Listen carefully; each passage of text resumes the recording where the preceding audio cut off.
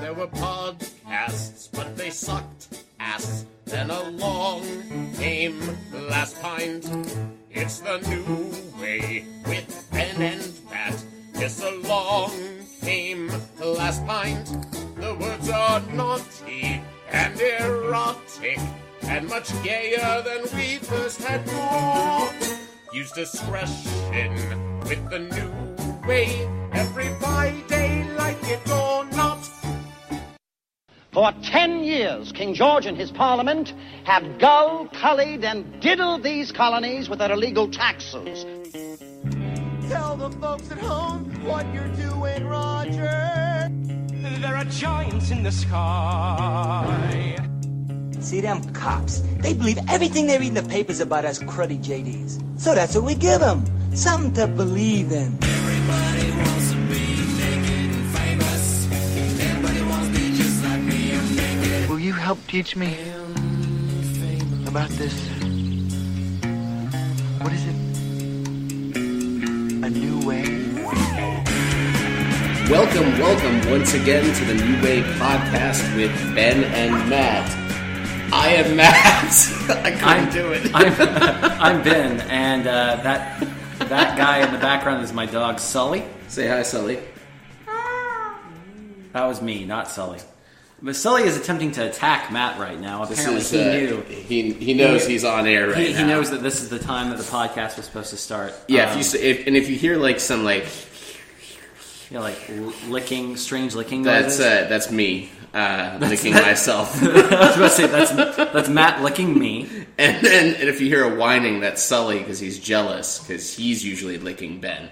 So anyway, this is the New Way with Ben and Matt. You can find us on our website www.lastpintprod.com. We're on Twitter. We're on the Facebook. We're on the Google Plus and the LinkedIn. We are connected to every social network that's about to be obsolete. We're not on Vine, but we will be. On Mace? Mace. We're in the Macy's Day Parade. We have a balloon. We're not on MySpace, so we're not on every. We are not on MySpace, and I have some plans right now in the early stages for some Vine material. And we're both on Instagram. I broke it though, so I've been banned for a couple of months. Mm-hmm. But yeah, you can find us everywhere.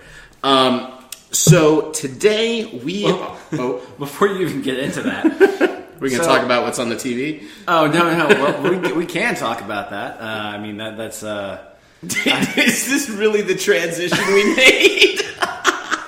Okay, so anyways, we're recording in my house, in my new house for the first time, and so Matt, of course, came over late, and that was accidental because. I thought, well, basically, I don't read so good. we communicated earlier this week, and I think even once last week, that I usually go over to Matt's house, we record over there, or we're going to record somewhere else. And I'm like, oh, you can come over to the house and we'll record. And Matt's like, great. Then later today, I was following back up. I was like, okay, podcast today. We're going over our subject. And Matt was like, okay, just get me some Goose Island beer. I actually said 420, but that's okay. You know what the funny thing is they didn't have the 420 cold. Oh, the only thing cold that they had was the IPA. Oh, like how you saying that. Cow. They didn't have it cow. That was my Paula Deen right there. Oh, Paula Deen. Anyways, so yeah, I came back and went for a run, made dinner, had everything, took a shower, was ready for Matt to come over, and then half an hour of watching Magic Mike later, I realized that Matt was not coming over. And so I had to call him. So he texted me and he's like, you okay? And I was like, yeah, are you coming over? And then I got a call. He's like, yeah, you're supposed to come over here. And all it cost me was a $20 Sun Sentinel subscription because while I was waiting for Ben to show up for a party he would never attend, a kid came across selling subscriptions, raising money for autism awareness. And I couldn't say no, so I got out my checkbook. How can you say no to autism awareness? I couldn't. So I'm now going to have 3 months of the Sun Sentinel delivered to my door with over $50,000 in coupons. No, well, I think I'm right about that. You will save if you actually coupon for your Sunday paper. Oh, I know. Oh, listen, I'm looking forward to reading the Sunday comics for the first time in 2 decades. It is pretty incredible how much money we've actually saved by couponing. Or I say we. I spend the money. My wife is the one who actually coupons and like. Well, I coupon online. I haven't cut out a coupon in a while. I tear the ones that I get in the mail out from. I think it's become like her favorite thing to do. So it's kind of fun. I couponed today at CVS. I bought the weirdest mix of things you've ever seen. I came back to my office with 3 power bars and 3 sets of hair and body wash by Gillette because those were what my coupons were for. Just think, after 3 months, you're going to be like, man, I got all this stuff for free, and I helped out the kid who liked the Goonies. And he did. The kid was a Goonies fan. And I gave him water, and he looked a little parched. I think he'd been around for like 3 hours, and he'd only gotten one other person to sign up. So I felt I did a good deed. So my stupidity paid off. And you're still licking my leg, Sully. What is going on with this? I have a very salty leg. Delicious. Yes. Yeah, so anyway, when Matt came in, I was watching Magic Mike, which I hadn't seen yet, and it was actually pretty entertained by. And I didn't want that to distract us, so I changed it to the WNBA, which is actually still kind of distracting. I honestly don't know which makes us lose the man card as far as like a man's man coming in. I don't know which one he'd be more upset with. I just changed it to golf's greatest rounds. Oh, this is some vintage golf vintage here. Golf. I like this. All right, well, we'll keep this on, and that'll make us feel I hope that there- much. I hope there are We're men gonna in feel joggers. manly watching old golf tournaments while we talk about a very not manly subject. Yeah, Ben had a really good, interesting manly idea, and I said, It's fuck not that. manly. It's not a manly idea. It's just It an is idea. compared to when I was just like, fuck that, we're talking about musicals. And I'll tell you why we're talking about musicals. We're talking about movie musicals, not just musicals in general, but we're talking about the actual transition of a musical or the musical as it exists in a theatrical cinematic context. This is true. And there were some rules I wasn't sure I wanted to put on it, so I wrote down a lot of things. I realized when I started coming up with rules, it was very much like our adaptations. Like, there's going to be ones that are faithful, that do well, ones that aren't faithful, that do well. There are a few on my list. I wasn't sure if we wanted to include movie musicals that hadn't previously been on stage. Yes. And I said yes, because one of my favorites falls in that category. But the reason musicals are at the forefront of my mind is that they're currently making my favorite musical into a movie, which is Into the Woods. And if some of you that listened, some of our eagle-eared listeners will remember from the first podcast, or somewhere around the beginning of these, Ben and I both independently were in productions of Into the Woods in high school, playing the same character, which is the baker. Here's the funny thing. It's almost surprising that it took us this long to get to the subject, because both of us have pretty extensive musical backgrounds. Yes. That was my singing. I hope you guys liked it. Wow. I just threw Ben for a complete loop. So apparently I have extensive musical theater background, and Matt has been lying to me this entire time. Ben is a much better singer than I am, that's for sure. But I know... I'm sure you helped. This is just a list of movie musicals I've seen. Oh, wow. I have a list of like 100. I realized today how gay I really am. Not actually gay. Not that there's anything wrong with that. I fucking love musicals. I only wrote down the ones I wanted to talk about. I had to go through the history, and then I started going, well, instead of the history, I'm just going to do ones I've seen. God. And then I realized, just out of the ones I've seen, there's a fucking history. Like, there's just too many. But yeah, Into the Woods, they're casting right now. It's a very difficult show to adapt. I just read the script on Saturday night, which I poured through very quickly and was not super happy with. And I put it in my head, what makes a good translation to screen for a movie musical? And I kind of wanted to ask Ben, as far as one thing I don't know that we've actually ever talked about, we talk about everything, is kind of your introduction to musicals. Like, when did you first become interested in musicals? And it's a very cliche thing to say, because I'm 30 now, and so I think really my first introduction to musicals, obviously there are those films that are sort of, the quintessential growing up, the movies that you see growing up, like Wizard of Oz, and all of of course, all your Disney films, your traditional Disney films, are musicals. And I didn't really want to talk about that today because we're going to talk about animated films later. I had that on here as well. Yeah, Animated musicals. We're not going to talk except for one. Except for one. Okay, interesting. Yes. So, anyways, if you completely extricate all of that, I remember seeing Les Mis when I was, I believe, 7. And it was like on its first tour. As soon as it left Broadway and it actually started touring the country, I saw it in Atlanta. After Braden Danner brought it to the Braden US. Danner, yes, was revolutionized Broadway. I remember being very enamored with seeing that, and that was 89 or 90. Right then, yeah. And I saw it at the Fox Theater in Atlanta, and I remember it was the first musical I saw live. And I was very enamored from that point on with seeing musicals live. So, like, of course, when my mom and I planned our first trip to New York in 1994, I was very excited about going to see something on Broadway.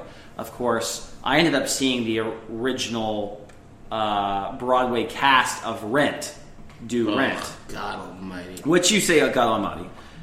I'm not alone that it was, especially for an angsty 11-year-old, very powerful and pretty powerful. It was powerful. No, it was like it was so it dealt with adult issues almost to the likes of which I hadn't even seen in movies because I was kind of late to the game and seeing rated R movies and stuff like that. I felt like my mother was more lenient with me when it came to stage. I saw some very, very, very edgy plays before I ever saw a rated R movie. I feel like, yeah. Like I remember seeing stuff in the late '80s when I was like 6 and 7 years old, where it was, but it was like that medium was okay. My mother is is very lenient artistically. I think that she was a little bit more forgiving of that medium than other mediums. But when I saw Rent on stage.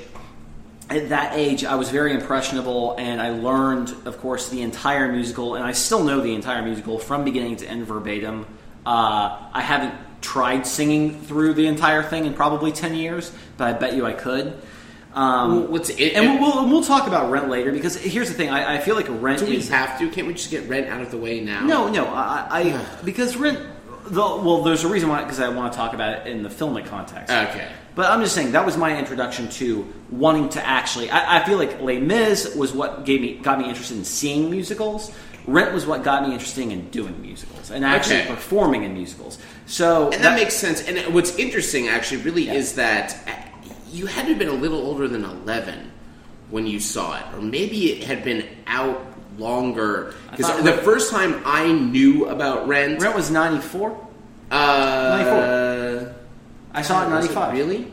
Okay, 95. Yeah, 95 or 96. I want to say 96. It was 94 when it came out. Okay, because the first I started to know of Rent was when I was a senior in high school, which would have made me like 17, so you'd make you. Well, remember, like, it started 14. off Broadway, and then it moved to Broadway, and it became a revolution over the course of I guess, yeah. I mean, when I knew it, it had started to really take off, and it was like everyone I knew that was like an aspiring theater kid was all about Rent, and it hit its apex when I was in college when they were doing the touring companies, right? And I had friends that were in shows with me that ditched out of the show, and they ditched rehearsal, and the director had said if you don't show up for rehearsal, you're out of the show, because they wanted to go drive to Cleveland from Columbus, Ohio, to go audition for this touring company of Rent. And it was this just fucking ridiculous amount of love for this show that it's not a terrible show, but I think it's a little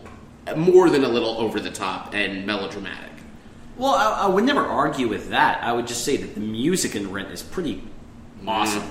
I mean, like I said, we're talking about a subjective medium here. It is over the top. I think it's more over the top now because then you were dealing with edgier issues than you are. I mean, by the time that movie, or by the time that musical hit the mainstream in 97, 98, a lot of the issues that it's bringing up were just so in the mainstream, with AIDS and the gay population and the way and combating that it almost it definitely lessens the power of it. And like I said, I think that was one of the things, because I saw it when I didn't feel like that was a discussion that was being had with a 12-year-old or a 11-year-old at the time. So I did find it very, very powerful when I saw it. I do think that it's still a great musical, but very briefly we'll touch upon why it's such a horrible movie in a little bit. And the fact that it's one of the few movies that I can literally look at as a film major, as somebody who's never directed a feature film, and my experience is only in shorts, I can look at that film and I can say, I literally could have directed a better Rent film than Chris Columbus did with that movie. It's honestly one of the worst adaptations of any sort of property I've ever seen in my entire life. Wow. I'm done. I'm actually, you know what? We're done with Rent, because we're not going to talk about it beyond that. I literally could have directed that film better than he did. Poor Chris Columbus. Yeah, poor Chris Columbus. I'm sure he's really hurt for the job. He is. I'm sure he's really going to have his feelings hurt that I can say that I could have directed that film. The man that made Harry Potter. This is the man that wrote The Goonies. He's the man that cast Harry Potter. That wrote Gremlins. Okay. Good stuff. Yeah, you got no argument for that one, do you? I got That's no what argument. I thought. All right. Anyway, I don't dislike Chris Columbus personally. No, but that he whole did discovering America. God damn it! We did it. We did it at the same time. And the skies opened up, and the earth opened up and swallowed us all. And the thing is, it's like the worst joke, like the most obvious joke to make. And we're both just waiting to make it. We're just like, what's the best capper for this? Chris Columbus, like, I know. We'll make a joke because his name is the same as an explorer that's famous for finding America. I wonder how many jokes he got, like how much shit was thrown his way as a child. I wonder if at the end of Rudolph and the Red-Nosed Reindeer, he just said, like me. I gotta like that one.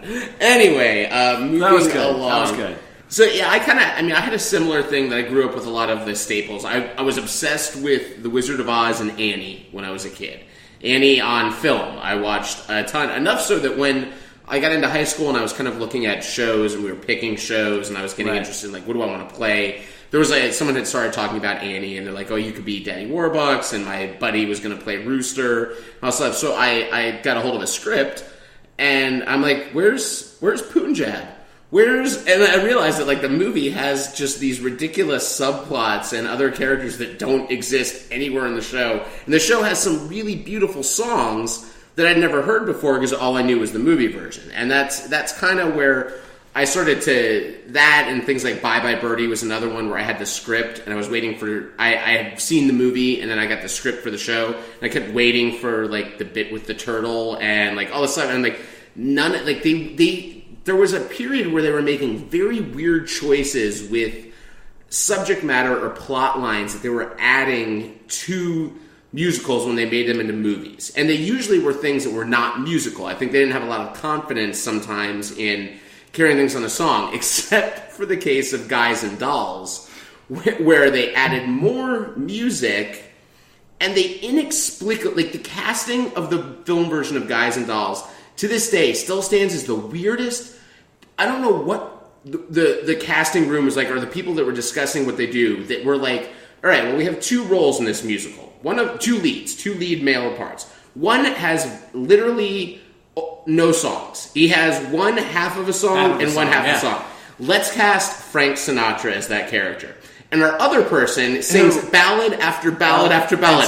Marlon Brando, of course. And I don't understand. Like, if that happened today, it would be... I mean, people were shitting on Richard Gere for Chicago, but they still cast, Catherine Zeta-Jones as Velma Kelly in the biggest singing role. Now, Renee Zellweger's a little bit iffier, but that's a different discussion. But that was kind of mine of going to those early movies, and then I didn't start... I'd seen Man of La Mancha on stage when I was a kid, and I had no interest in it. I didn't like musicals. The first show I saw live on stage that affected me, oddly enough, was after it had been touring for years, was Phantom of the Opera.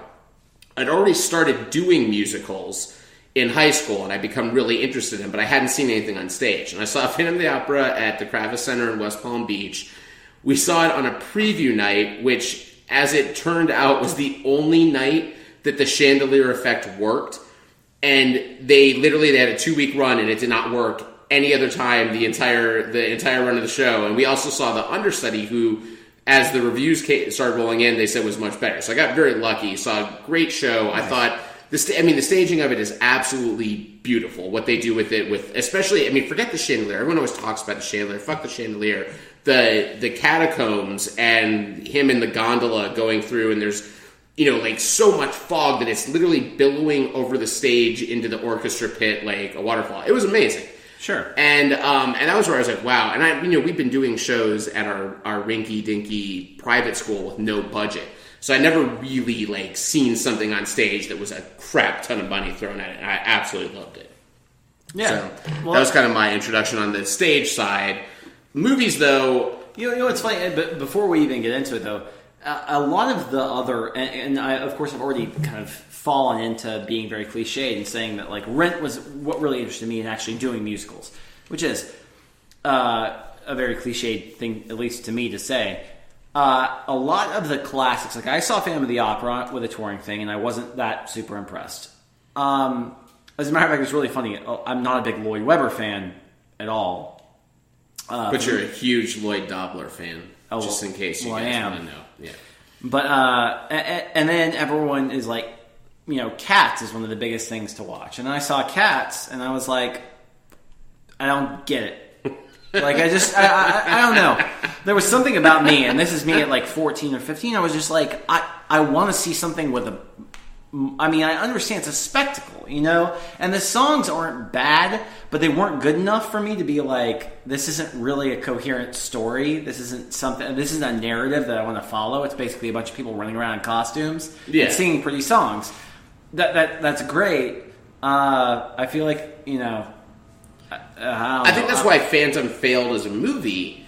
I think because I was the same. I had heard the Phantom soundtrack, and other than All I Ask of You, which isn't even sung by the Phantom, but is bar none the best piece of music, I think, lyrically, in the show. The rest of the music is, it was interesting for the time. You've got guitars, and you've got, this rock opera kind of thing, which, it was kind of interesting in the late 80s when it first started.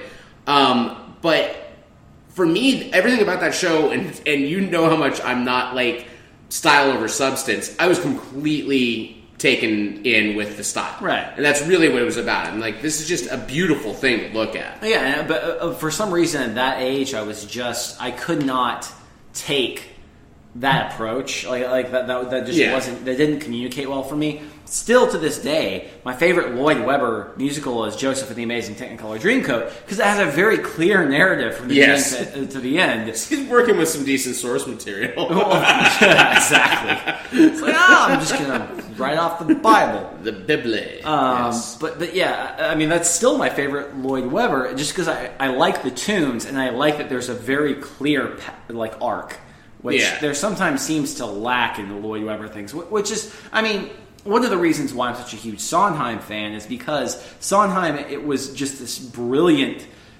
mastermind at coupling these great, very subversive, interesting tunes with a narrative that was very, very clear and very, very, like I said, interesting and subversive, and while still popular to the masses. Sort of. Except that you always how do you know you watch the Sondheim show? You don't come out humming any of the tunes because with the exception maybe of Into the Woods, which has one overall tune that he opens and closes the show with. But what I like about Sondheim, and I was definitely reminded of it reading through this Into the Woods script again, because they have the songs written out.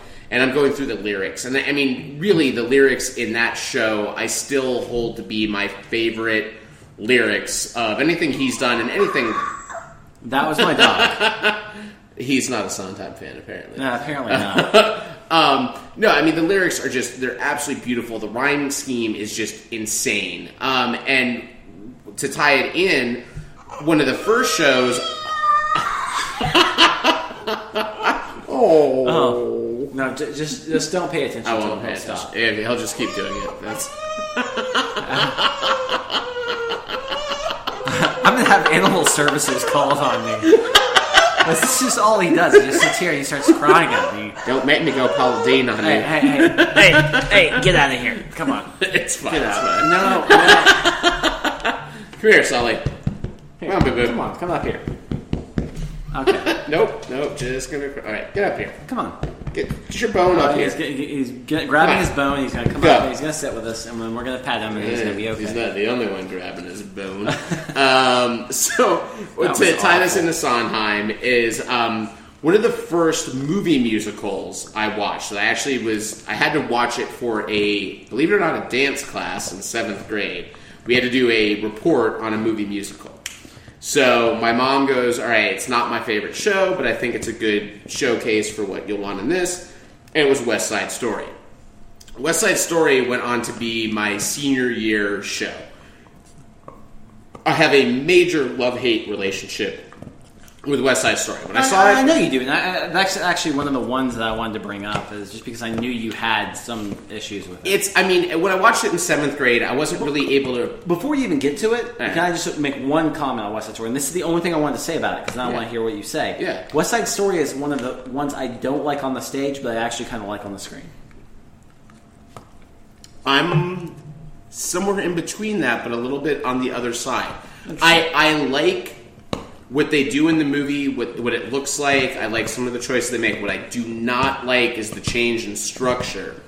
And it's something that most high school shows do, which is in the stage show, they end the first act with the deaths. That Riff and Bernardo are killed at the end of Act 1. And it's brutal, because you're never expecting that two of your leads, essentially. I mean, you have like 5 sort of lead parts in that show with Tony and Riff, Bernardo, Anita, Maria. And you kill 2 of them off as your curtain closes. And then you come back for Act 2. And it's a really powerful curtain, really, for an act break. And in the movie and in most iterations of it, they stretch it way into the 2/3 quarter of the movie to kick off your third act. It ends up being almost the climax, and then the last act. Exactly. And then your last act is the set. But the problem I have with West Side Story always goes back to source material, which is Romeo and Juliet, Titanic, any of these ones. I don't buy the love story, not for a second. Titanic was the source material? I'm saying it's the Romeo and Juliet. You know what I mean. There are all these same stories. Handsome boy meets handsome girl. They're star-crossed lovers. I was just imagining barrel over you with this one because I don't want to be put on the spot like that.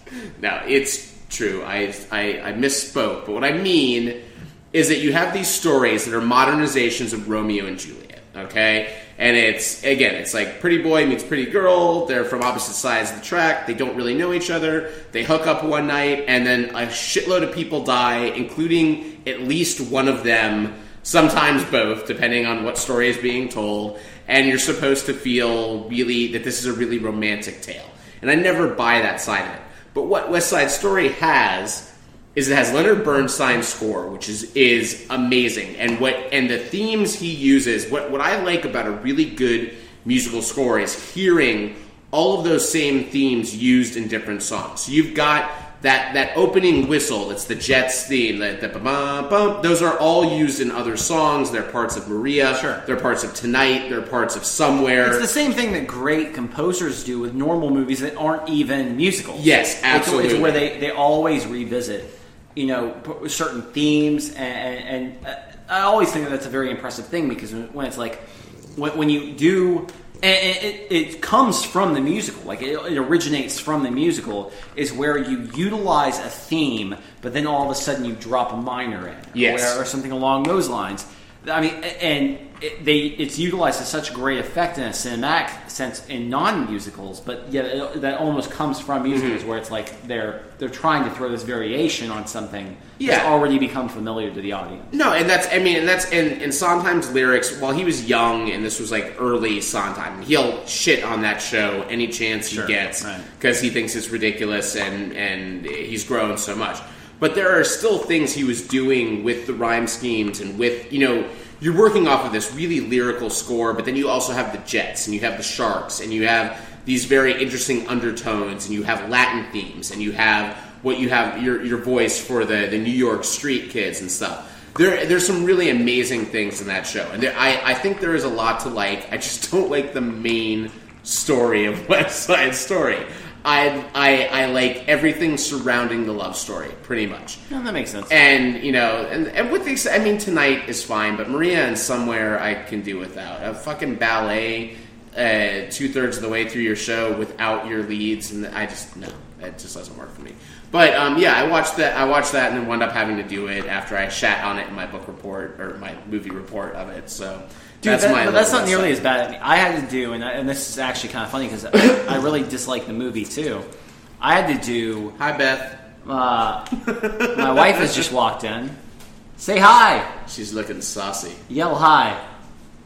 She's not. She's not saying anything. Ben, a lot of you don't know the reason you haven't heard Beth on the podcast yet is she is a mute. The reason why you haven't heard her on here is because she's mentioned many times, but she actually doesn't exist. I'm this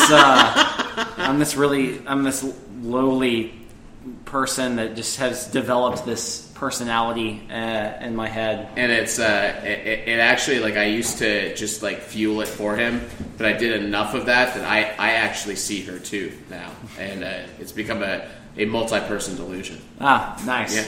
It's actually the dog.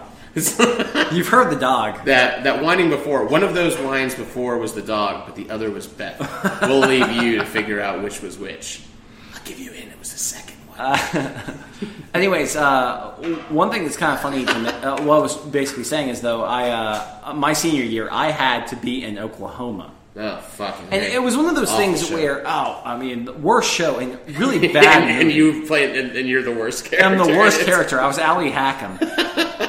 And the reason why, well, I'm not going to even get into it that much, but I was hoping to co-direct the final show of my senior year with the person who with whom I had worked through my entire high school career, Ruth McCoy, who was my choir teacher, and was actually a very fantastic musical director. She had a lot of experience and been doing it for 20 years. And basically, I was like, I really want to co-direct. I don't want to act in it. And we came to a short list, and Oklahoma was on. I was like, I don't want to do Oklahoma.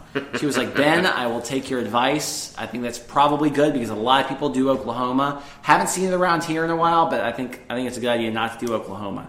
And then I came back from Christmas break, and we were doing Oklahoma.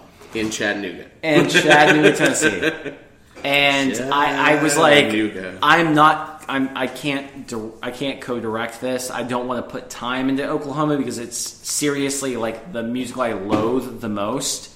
But she was like, well, you have to be in it. I was like, I don't really want to be in it. I don't really want to work on it. She was like, just please be in it. Can you please play the most racist stereotype in the show? Yeah. Yes. And then she was like, I'll let you choreograph your own dance for the one Allie Hackham song. That was the bone they threw you? I was like, no, but I seriously just kind of conceded it at one point. I was just like, okay, that's fine. I mean, but here is the thing. Shortly before that, I got to play my favorite role that I've ever played on stage or screen or anything I've ever done acting, and I'll get to that in a minute because it's the last thing I want to talk about as far as movie musicals is concerned.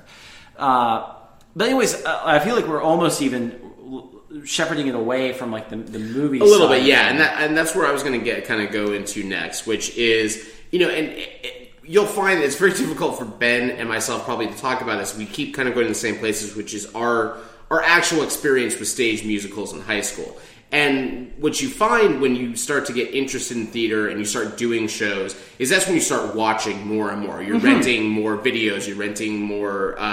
You're trying to get a hold of these things so you can see them, especially because you're choosing what do I want to play or what's going to help me with the audition or whatever. And so one of the first big roles I ever had in high school was in Fiddler on the Roof. And I played Muddle the Tailor in Fiddler on the Roof because I'm super Jewish. And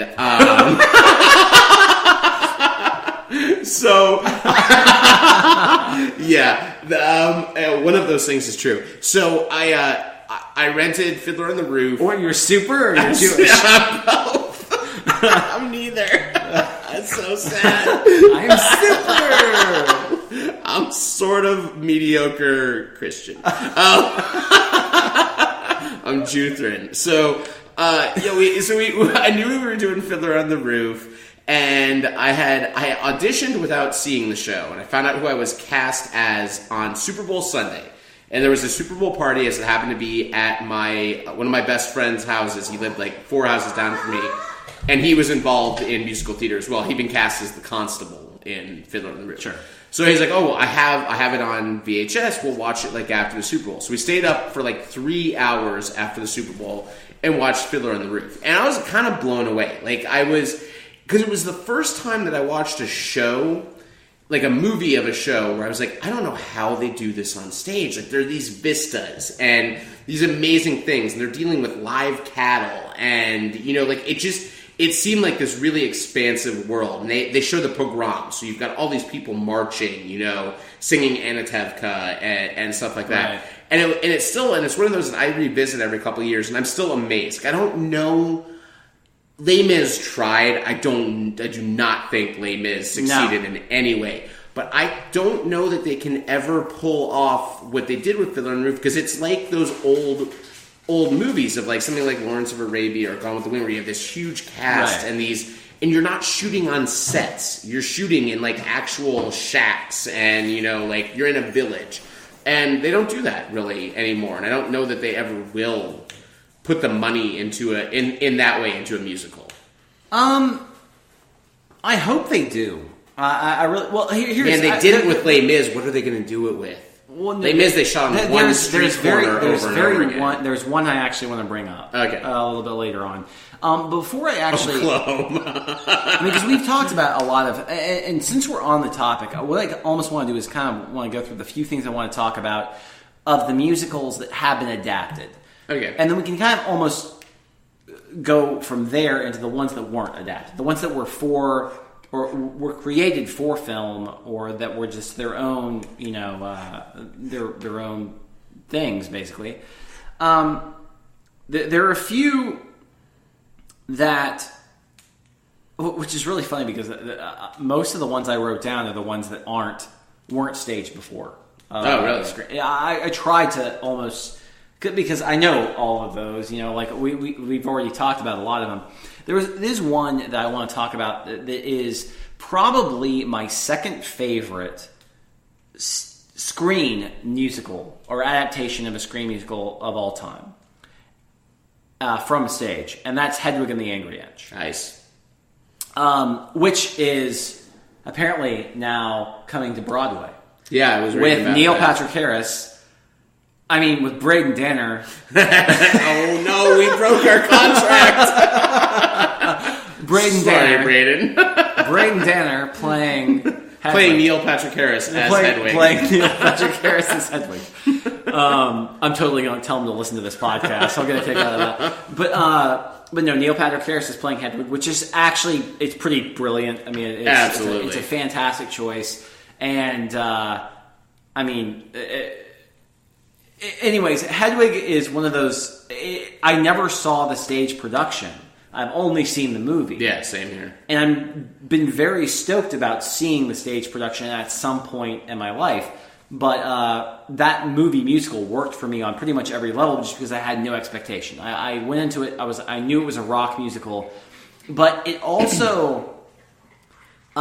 it kind of creates, or it doesn't create, but it exists in this subgenre of musicals where, because one of the last ones I want to talk about is sort of exists in the same genre, where the music and the actual songs, you don't have a character walking through places talking about what they're doing necessarily, as opposed to what happens in those types of musicals, like Hedwig, where the action takes place like it would in a play or in a film scene, and the songs are reflective about the previous and future events. Yeah. So the songs almost are like a break.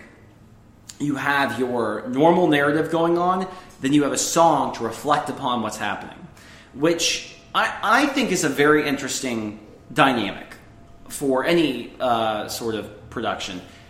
And I can't remember ever seeing it in film before Hedwig, specifically. Yeah. So I really do appreciate that. I think it's one of the ones that I want to talk about just because I know it was off Broadway.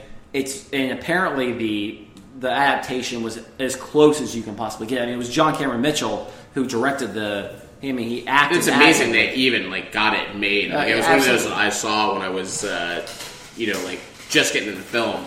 I was really blown away. I'm like, wow, I'm amazed this was made into a film, and it's a pretty badass movie. It's a great movie, but he made it from his own stage musical into his own movie, and it succeeded. So that was one I wanted to mention that was an adaptation and that I felt like succeeded on a lot of levels. The other one I wanted to mention was 1776. Oh, yeah. 1776 is probably my favorite musical of all time. And that was the one that I actually got to act in my senior year before Oklahoma. So that's the reason why I could let Oklahoma have a pass, because I was John Adams. I was the lead. I was on stage literally for the entirety of the play, or of the musical of 1776. My dog is running through the blinds because that is what he does when he has to go to the bathroom. If you hear something that sounds like a cascading pile of records falling over, it's Sully running through the blinds. Anyways, 1776 was actually nominated for Best Picture in the year it came out, yet nobody actually remembers 1776. Nobody really understands. I don't know. The reason why I love 1776, and this is very brief, is because it eschews all norm when it comes to musicals. Musicals are built on this platform of you introduce with a song. Then you introduce different characters, and you give those characters their moments with songs. And then you build it up, and then you have your conflict, and then you have a couple of songs, and then you have this big thing, and then you have a big finale song where it ends the whole thing, and everything's great. Yeah. AKA Grease. I just explained Grease to you. All I need to tell you that it takes place in the 50s and that there are greasers and, people with fast cars. So the thing that 1776 does is there is only one song in the second act. One song. Real song. There's one half of a song. Yeah. They had the audacity to establish everything in the first act with all of these great songs, establishing all these characters, having a lot of fun.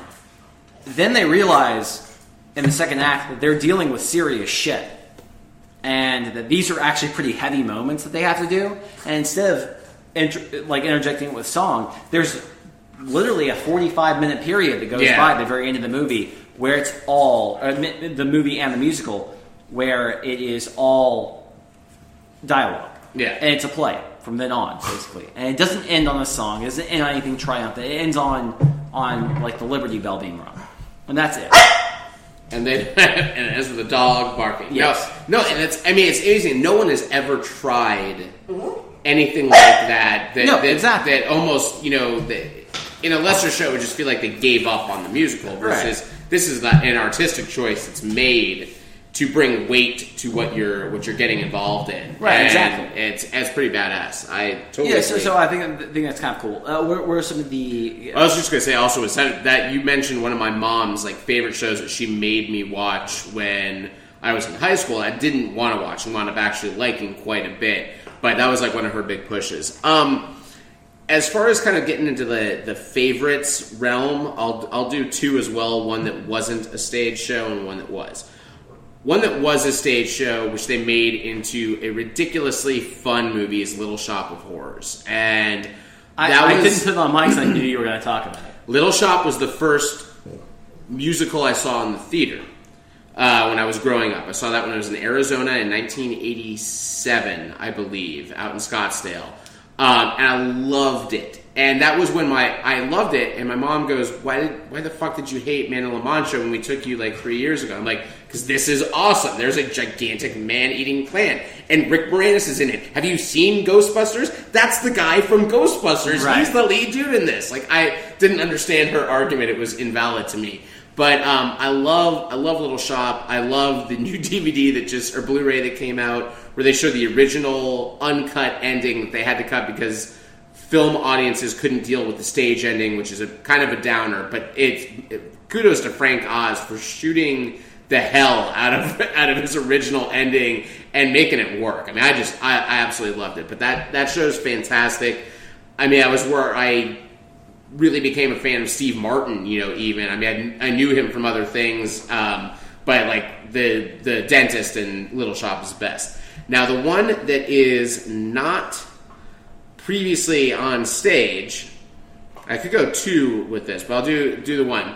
Is South Park Bigger, Longer, and Uncut? Oh no, but that was the one animated. That's the only animated that I allowed on my list because I still consider it to be one of the best structured aping of a Disney musical and a stage musical. I mean, there's pieces of Les Mis in that. There are pieces absolutely. I'll accept that. All of those, I mean, it's still the hardest I've ever laughed in a theater at a movie.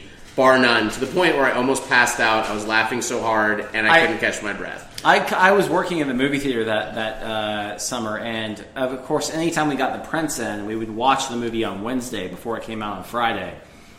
And we'd watch it after, of course, the theater had pretty much closed down. So we were watching South Park at 1 o'clock in the morning, and it was the only time I can literally say I fell out of my seat laughing. Like, I was laughing so hard I fell out of my seat and into the aisle. I was laughing so hard. So. At one point, I remember I was laughing and I kept leaning like farther and farther forward. That's why I got lightheaded because I was cutting off literally like circulation of blood to my brain because I was hunched over and I couldn't breathe. Like it's so amazing. And what's so phenomenal about it is, as ridiculous and funny and dirty as it is, it works beat for beat. As a musical, the structure is flawless. It flows exactly how a Broadway musical would flow all the way through, and that's why it definitely is on my list of one of the best. I know, I like that one. Here, there were 2 that I listed that were not. And here's one thing that we sort of didn't really talk about much. There was a period of time in the 30s to the 50s where almost half of the movie musicals were developed solely for screen. Mm-hmm. They weren't previous properties because the musical, especially once sound came around, the musical was very profitable because people liked seeing that sort of thing, and you didn't have the access to theater that we do nowadays, especially with traveling shows and that sort of thing, which is one of the reasons why you had, a lot of the ones in the 50s and 60s being adapted into movie musicals. But 2 specific films, the first being Top Hat, which is Fred Astaire and Ginger Rogers. It's a musical, it's a dancing show. It's a fantastic film, 1935, and kind of a fun, it's very cutesy. But the one that really kind of led into for me was 52, which is Singing in the Rain. Yeah. Now, Singing in the Rain, it was obviously the movie is about filmmaking. I mean, it's about sound in movies, and it's like the precursor to your 2 years ago Best Picture winner, The Artist, mm-hmm. where you're dealing with the problems that came about when sound came to cinema. They were dealing with this in 1952. The funny thing is, if you watch Singing in the Rain, it's a hysterical movie. Even the shot design in that movie is pretty brilliant. Yeah. And how over the top they actually make it. But the songs are actually very... my major problem with a lot of the films or the musicals in that period of time is that the stage musicals had better music. You had your Rodgers and Hammerstein. You had people that were better at their profession, as opposed to these guys who were just kind of churning out songs. Studio shows. Studio songs to pop into these movies so that they had something to dance and sing to. The music in Singing in the Rain is great. It's very, very good music. It's respectable music, basically. And the way that they marry the subject material with that music and that context is fantastic for that specific movie. So that's one that I would say that I really enjoy. And I expected to hate... I didn't see that movie until I was a junior in college. Mm-hmm. And I expected to hate it because I'm a huge... I really, really, really hate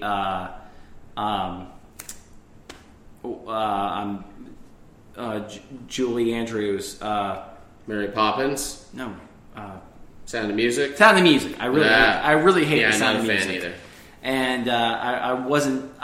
A lot of those traditional, like, original musicals, I don't like at all. And I expected to hate it, and I saw it, and I loved it. I love the shit out of it. So. Yeah, and there are a lot of clunkers in some of those early ones. Oh, as yeah, well, that either like they were middling shows and they made bad movies, or they were bad shows and they still made bad. Or they movies. just made Marlon Brando sing all the songs. Yeah, exactly. I'm trying to kind of round out my list and tie us up. I do want to mention one because it's one of those like Into the Woods that I've been casting in my head for a movie version. But what's funny is that it has had a movie version already. And this is going super old school musical, which is the Pirates of Penzance. Oh, yeah. Okay. So we're going to Gilbert and Sullivan, which is operettas, really. And a guy named Joseph Papp did Pirates of Penzance as summer in Shakespeare in the Park in the summer in like 81 or 82, and like completely reinvented the show with Kevin Kline as the Pirate King. And he played this, shirt ripped open, swashbuckling, pompous pirate, and then you have your love story that's secondary to that's this ingenue and this kind of silly guy. It's essentially what is funny, and one of the reasons why I think Pirates of the Caribbean works is Pirates of the Caribbean has ripped off the same dynamic. You have a older scoundrel pirate. You have a one younger reluctant pirate. In Pirates of Penzance, he's like an indentured servant. Okay. And he's let go, but then there's a loophole and he has to be brought back in. So he becomes a pirate, and there's the girl who's the daughter of the constable that he's trying to get with. It's Pirates of the Caribbean. Yeah. They took the same dynamic. And it's one of those shows, Ben hasn't seen it yet. I keep trying to get him to watch it. But it's hysterical. The music is amazing. And in my Dreamcast, I just want Jack Black as the Pirate King because he'd kill it. And then Sully disagrees with Sully that is not happy with this. There's one I'm curious what you think of that I was kind of just jotting down movies and also looking at ones that I own. Willy Wonka, the Gene Wilder Willy Wonka, was another one of those early introductions to musicals as a kid where you don't know you're watching a musical necessarily. But I think it's not the greatest. It's an interesting movie, but I had to put it on there. There's a lot of good stuff to be taken from that. The one that I actually wanted to mention, which I felt like kind of fell into that category of the musicals where you don't have your traditional progression where you're actually talking about what you're doing and you have these people singing and dancing as they're going through a bunch of choreography is. And it went opposite. It's one that a film was made, and then they decided to make a musical out of it. And that's Once. The film Once, which Matt has never seen. Have not seen. And brought up to you when I saw it on the Tonys, and I was like, "Have you heard about this show Once?" You're like, "Sounds an awful lot like a movie I watched." Like the one based off of the movie that was nominated and won an Academy Award. And Matt had no idea what I was talking about. But no, Once is a very interesting movie to me, just because it does the same thing. But here's the thing: as opposed to Hedwig, where you have these songs that are explicitly about what you just saw or what you're about to see, Once features rock songs, not even rock songs, folk songs, basically, that are about completely different subjects. They're all in the context of these have been written previously, or they're being written at that time. Yeah. However, they fall where they end up in the movie ends up falling perfectly into the narrative of what's going on with the two main characters, basically. So it ends up being it's more of like what you consider, the one thing I want to equate it to. Was the Commitments. Yeah. The Commitments is a movie musical to me because even though it's in the same way, it's about these people singing these bluesy 50s and 60s songs, but in the context of it being the show and being this thing in the 80s and 90s and being this band that's blowing up. if you watch that movie, or if you see the subsequent musical, and you connect the dots, the things that they're singing about equate to what's going on in the actual story. And that's what the Commitments and Once have done almost solely. I can't think of that many that really stage stuff that well. And that's, I think, what we want to kind of try and do with the Battle of the Bands. Absolutely. That we're trying to develop. And I mean, and those are, and the only ones that usually get away with it, Hedwig sort of being an exception to it, are ones that are about performing, or that are about stuff. Right. Which, and it's one, I know we sort of disagree on this, but I very much liked the movie adaptation of Chicago, and one of the things I liked was the device of the music numbers being her fantasies. Right. That they do that one shot in the very beginning that's that close-up on her eye that pulls out and shows us this fantasy world that she sees when she first watches Velma Kelly on stage, and she sees it all glamorized and glossy. And I think it's kind of interesting. There is one that's kind of like both of those, both the ideas combined. I do not like the movie, even though it's very highly regarded. And the first time I saw the new version of the show, which was actually spearheaded by Sam Mendes on stage, is Cabaret. And the Mendes' reimagining kind of Cabaret on stage is absolutely amazing. Like, if you have a chance to see a touring company that's doing his... Wasn't Harris? Or no, that wasn't the reimagining. He was... Yeah, that was part of... Mendes' ran for like... Ran for a long time. 6 or 7 years, I think. It was originally in the mid-90s or early 90s, and it ran all the way through. Alan Cumming was... Alan Cumming and the late Natasha Richardson. Yeah, and then Neil Patrick. Yeah, Neil Patrick was one of many people that came in through it. But it's a brutal show. Really brutal. And he does some amazing stuff, and they're constantly playing with what's on stage, what's not on stage, what's in the characters' heads, what's not, what is meant to make the audience purposely feel uncomfortable. It's a really amazingly directed show, and it owes a lot to him that I never really saw in the movie or the other versions of it. Cool. I don't have a ton. I mean, I could go on this stuff forever. I mean, we could talk about this shit for like 3 hours. Yeah, that's the problem. We'll have to cut it short. I'd be remiss if I didn't just name check a couple of things, like Blazing Saddles, which I still think Mel Brooks needs before he dies to make a new musical. If we're considering Mel Brooks stuff, then I mean, you can talk about the original producers. There's the producers. I didn't want. That's a weird evolution. We kind of already looked at some of those. And that's almost its own subgenre. I mean, we might talk about stuff like that eventually. Spinal Tap was one I put on there. Exactly is one of those that sort of exists outside of the realm of your traditional. Exactly. So, yeah, I mean, the fact is, I'm gay for musicals. I will always be gay for musicals. I hope Battle of the Bands were able to make a musical that I will go gay for again. So that's what I want you to do, Ben. I want you to make me go gay. Just make it. Okay. Yeah, how come Magic Mike is on again? I think Magic Mike is well over at this point. Yeah, this is true. So, anyways, was there any strange question or anything, or we just... I did, and I did this mainly because we purposely kept the Disney musicals out of this. I like that we were both on board with that. But mine is, what Disney princess do you most want to have sexual congress with? Who do you want to make ink with?